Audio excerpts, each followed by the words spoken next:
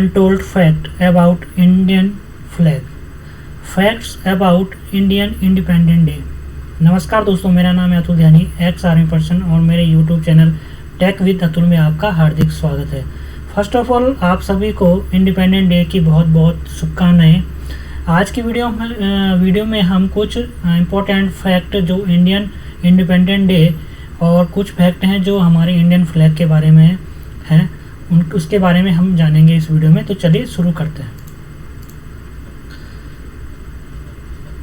स्वतंत्रता दिवस के बारे में तथ्य, कुछ इम्पोर्टेंट फैक्ट हैं उसके बारे में देख लेते हैं। यहाँ पे पाकिस्तान भारत से एक दिन पहले स्वतंत्र हुआ था। 15 अगस्त 1947 को हमारा देश स्वतंत्र हुआ था और पाकिस्तान जो था वो 14 अगस्त को स्वतंत्र हो गया था। तो अपना स्वतंत्रता दिवस 14 अगस्त को मनाता है। 15 अगस्त भारत का स्वतंत्रता दिवस है, जबकि 16 दिसंबर को बांग्लादेश अपना विजय दिवस मनाता है, जो 1971 में भारत पाक युद्ध के बाद बना था।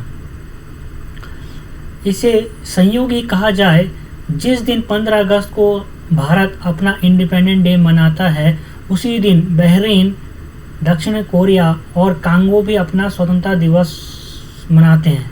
ये भी जो आपका बहरीन हो गया और दक्षिण कोरिया हो गया आपका और कांगो हो गया, ये 15 अगस्त को ही अपना इंडिपेंडेंट डे मनाते हैं। और उसका जो इंडिपेंडेंट जो हुए थे वो 15 अगस्त 1947 के अलावा बाकी जो सन में हुए थे वो लोग। भारत को 14-15 अगस्त 1947 की मध्यरात्रि ठीक 12 बजे स्वतंत्रता मिली। ऐसा इसलिए क्योंकि 15 अगस्त के दिन जापान ने अमेरिका और इंग्लैंड के सामने समर्पण किया था। इसलिए अंतिम वायसराय बेटन ने 15 अगस्त के दिन इंडियन इंडिपेंडेंट डे की घोषणा का पूर्व निश्चय किया था। तो क्या हुआ कि जब सेकेंड वर्ल्ड वॉर जो चल रहा था उसमें जो जापान था उसने समर्पण किया था, सरेंडर किया था इंग्लैंड और अमेरिका के सामने। तो जो हमारे जो अंतिम वायसराय थे माउंट बेटन, उन्होंने इसका जो हमारा इंडिपेंडेंट डे था 15 अगस्त वो उसका दिन निश्चित किया हुआ था। फर्स्ट इंडियन इंडिपेंडेंट डे के जश्न में जब पूरा देश डूबा था, राष्ट्रपति महात्मा गांधी उस कार्यक्रम में हिस्सा नहीं ले पाए थे, क्योंकि वे कलकत्ता में बड़ी तेजी से बढ़ रहे सांप्रदायिक दंगों को रोकने में लगे थे। तो जो गांधी जी थे वो हमारे इंडिपेंडेंट डे जो सेलिब्रेशन था 15 अगस्त को, उस दिन वहाँ पे मौजूद नहीं थे, क्योंकि वो क्या उसमें कलकत्ता में मौजूद थे, जहाँ पे हिंदू और मुस्लिम में आपस में क्या हो रहा था, हिंसा और दंगे हो रहे थे वहाँ पे। तो उनको समझाने के लिए वहाँ पे गांधी जी वहाँ पे थे और अनशन कर रहे थे वहाँ पे। हर इंडियन इंडिपेंडेंट डे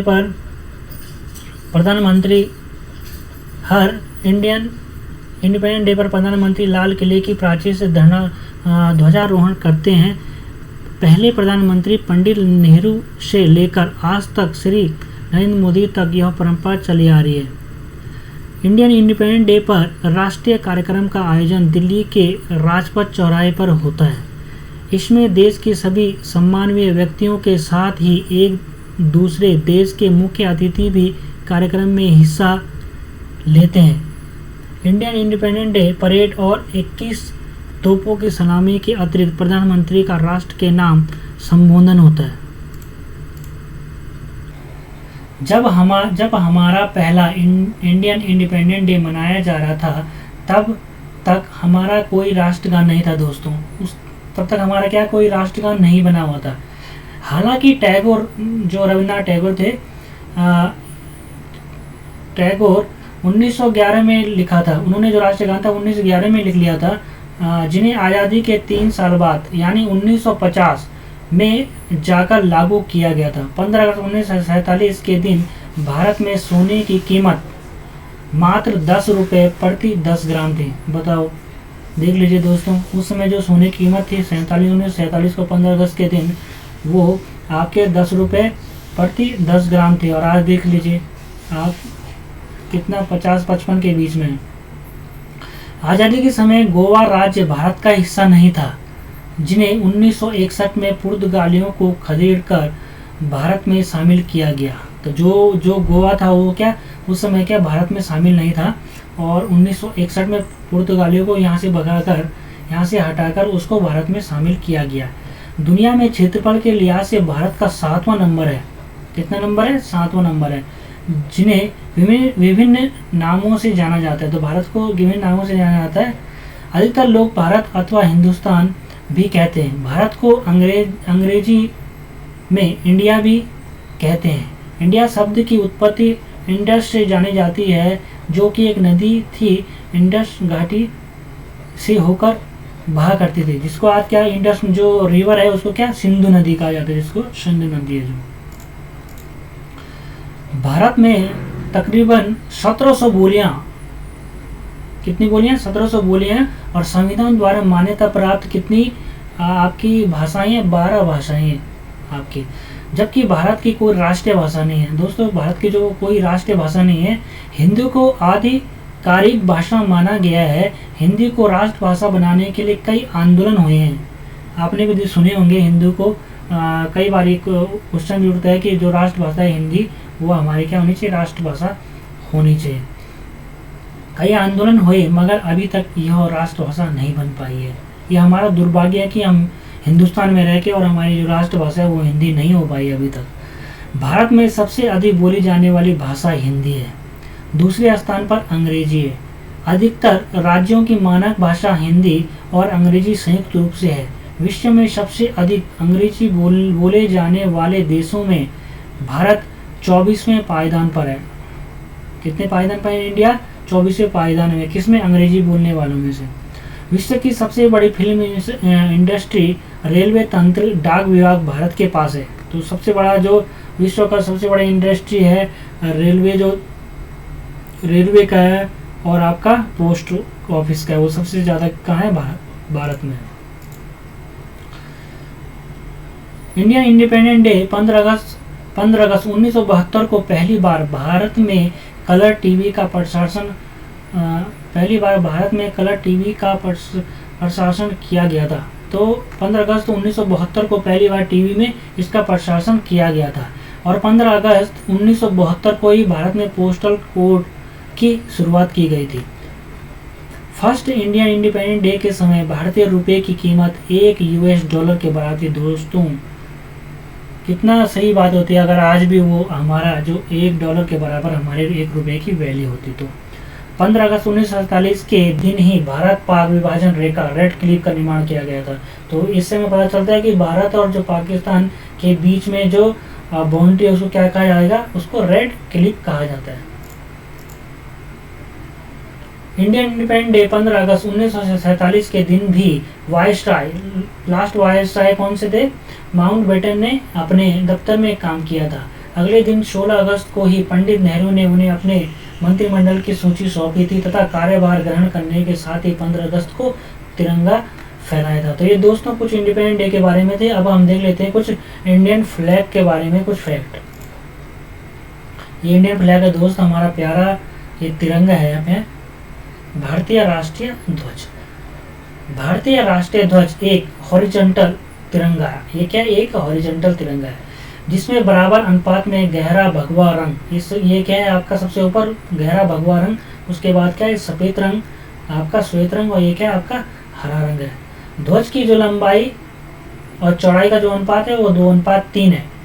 सफेद पट्टी के बीच में गहरे नीले रंग का एक पहिया है जो धर्म चक्र का प्रतीक है। ये एक पहिया है जो अशोक की लाट से लिया गया हुआ है, और इसमें कितनी यहाँ पे तिलियां हैं? कितनी स्टिक हैं? 24 इसमें स्टिक है। इस पहिए में 24 तिलियां हैं। ध्वज में भगवा रंग जो है, ये जो सबसे ऊपर है भगवा रंग, वो किसका प्रतीक है? साहस, बलिदान और त्याग का प्रदर्शन करता है।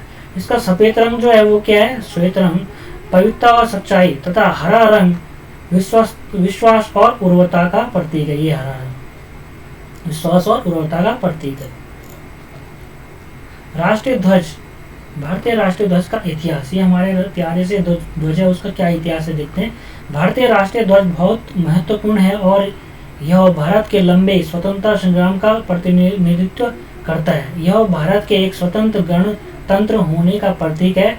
भारतीय राष्ट्रीय ध्वज के वर्तमान स्वरूप का अस्तित्व 22 जुलाई 1947 को, कितने को, 22 जुलाई 1947 को हुई संवैधानिक सभा की बैठक में आया। इस ध्वज ने 15 अगस्त 1947 से 26 जनवरी 1950 तक डोमिनियन ऑफ इंडिया और उसके बाद से भारत गणराज्य के राष्ट्रीय ध्वज के तौर पर देश का प्रतिनिधित्व किया। तो इसने 15 अगस्त 1947 से लेकर 26 जनवरी 1950 तक डोमिनियन ऑफ इंडिया का इसने प्रतिनिधित्व क्यों किया? क्योंकि हमारा जो हमारा कॉन्स्टिट्यूशन था, संविधान था, वो हमारा 1950 को ही बना हुआ है ना, इसलिए। भारतीय राष्ट्रीय ध्वज को पिंगली वेंकैया ने डिजाइन किया था। ये जो हमारा ध्वज है वो किसने बनाया था? पिंगली वेंकैया ने इसका डिजाइन किया था। और इसमें भगवा, सफेद और हरे रंगों की समान पट्टियां हैं। इसकी चौड़ाई और अनुपात कितना है इसका? तो मैंने पहले बताया आपका 2:3 है। सफेद पट्टी के बीच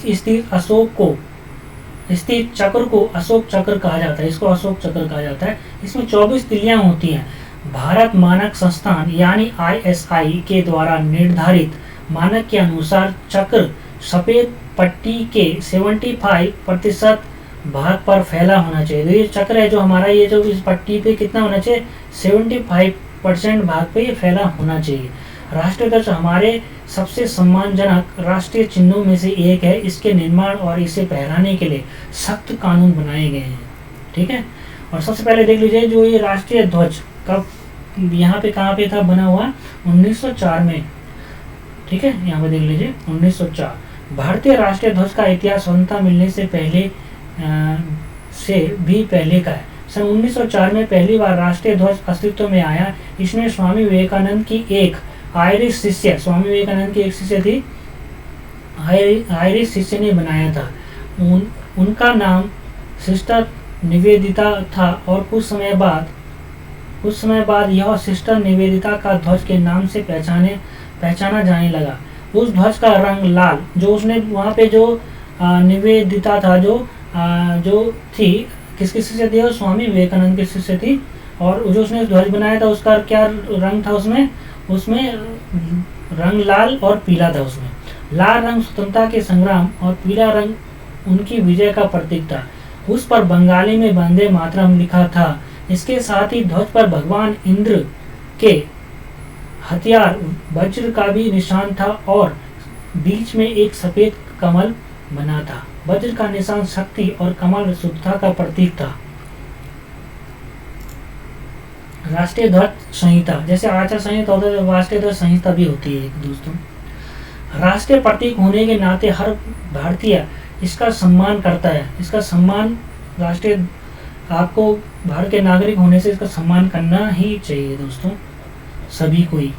आम लोगों के भारतीय ध्वज संबंधित कुछ नियम बनाए गए हैं। तो कौन कौन से नियम है देख लेते हैं इसमें कि भारतीय ध्वज संहिता में क्या क्या नियम है। राष्ट्रीय ध्वज को फहराते समय भगवा रंग सबसे ऊपर होना चाहिए। तो इसका जो भगवा रंग है वो क्या होना चाहिए? जब हम इसको फहराएंगे सबसे ऊपर इसका भगवा रंग होना चाहिए। कोई भी ध्वज या प्रतीक राष्ट्रीय ध्वज से ऊपर या दाहिनी ओर नहीं रखा जाना चाहिए।